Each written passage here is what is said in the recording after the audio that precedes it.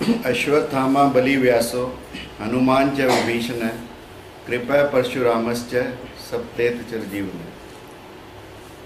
7 चिरंजीवी हमारे पुराणों में, हमारे इतिहास में बताए गए और उनमें से कृपाचार्य एक है। यदि आप गौतम ऋषि के बारे में जानते हैं, जिनकी पत्नी अहिल्या थी और जिसके सतीत्व को इंद्र के कहने पर चंद्रमा और शनि ने समाप्त करने का प्रयास किया था और जो अपने पति के श्राप से ही पत्थर की बनी और जिसे बाद में त्रेता में श्री राम ने छूकर पत्थर की अहिल्या में प्राण डाले, उसी गौतम ऋषि के पुत्र थे शर्धवान गौतम। और उन्हीं शर्धवान गौतम जिनके बारे में कहते हैं कि बाणों का सबसे ज्यादा ज्ञान यदि किसी को था तो वो श्रद्धवान गौतम को था। उसी श्रद्धवान गौतम से आज लोग इन वाइट्रो फर्टिलाइजेशन की बातें करते हैं, आज लोग टेस्ट ट्यूब बेबीज की बातें करते हैं। ये महाभारत काल के समय शर्धवान ऋषि का वीर्य एक सरकंडे पर गिरने से और उस सरकंडे का विभाजन 2 में होने से कृपा और कृपी, कृपाचार्य और उनकी बहन कृपी का जन्म हुआ। That is an excellent example of in vitro fertilisation. और क्योंकि दोनों बच्चों को बाणों के साथ राजा शांतनु ने देखा और उन्हें अपने राजमहल में पालने के लिए ले आए, क्योंकि शांतनु की कृपा से ये दोनों बच्चे पले बड़े, इसलिए कृपा और कृपी कहलाए। और इसी कृपाचार्य को भीष्म पितामह के कहने पर कौरवों और पांडवों को धनुर्विद्या का ज्ञान देने की बात कही गई। और धनुर्वेद के कृपाचार्य को पारंगत माना जाता है। धनुर्वेद में ऐसे वाणों की व्याख्या है जो वाण आज भी, चाहे हम कितने ही उन्नत हों, चाहे हम उन्हें मिसाइल भी कहें तो हम बना नहीं पाए। उस समय 4 तरह के बाणों का वर्णन है धनुर्वेद में, जिसके ज्ञाता, पूर्ण ज्ञाता कृपाचार्य माने गए हैं। एक तो मुक्त बाण, जिस बाण को आप मुक्त कर देते हैं, छोड़ देते हैं। एक अमुक्त, जिसे आप छोड़ते नहीं हैं। और एक मुक्ता मुक्त, यानी जिसे छोड़कर आप वापस बुला सकते हैं।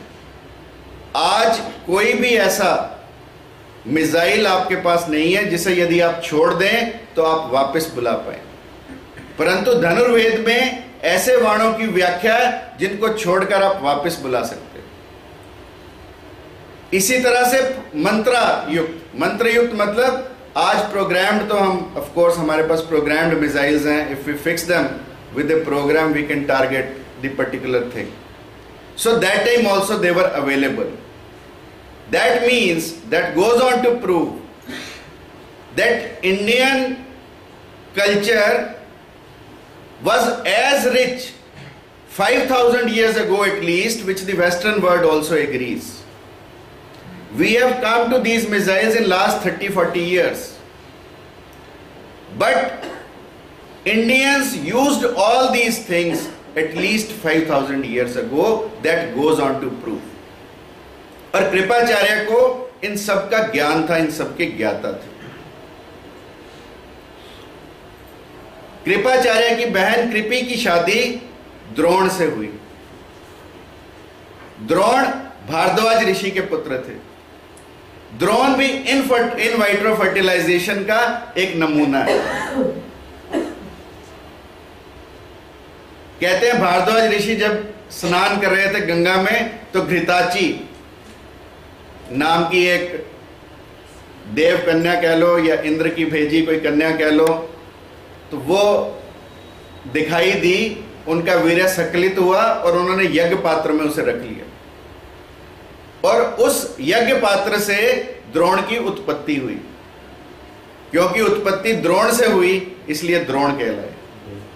उन्हीं द्रोणाचार्य से कृपि की शादी हुई, इसलिए कृपाचार्य और द्रोणाचार्य दोनों जीजा सालक कहलाए, और दोनों ही धनुर्विद्याओं के पारंगत थे, कृपाचार्य भी और द्रोणाचार्य भी। परंतु द्रोणाचार्य ने परशुराम से कुछ ऐसे शास्त्र प्राप्त किए थे जो शास्त्र द्रोणाचार्य ने सिर्फ अर्जुन को सिखाए, और इसीलिए अर्जुन सबसे सर्वश्रेष्ठ धनुर्धर माने गए। थे तो और भी, पर माने गए अर्जुन। हालांकि एकलव्य से अच्छा धनुर्धर हम किसी को नहीं गिनते, बबरभान से अच्छा धनुर्धर में किसी को नहीं गिनते, परंतु माना गया अर्जुन को। एकलव्य का तो अंगूठा द्रोणाचार्य ने गुरु दक्षिणा में ले लिया था, परंतु कहते हैं कि द्रोणाचार्य ने अंगूठा तो लिया, परंतु द्रोणाचार्य इतने प्रभावित थे एकलव्य की गुरु भक्ति से और उसके सीखने की कला से कि उन्होंने संकेतों में एकलव्य को मध्यमा और तर्जनी से बाण कैसे चलाए जाएं ये सिखा दिया था, सांकेतिक भाषा।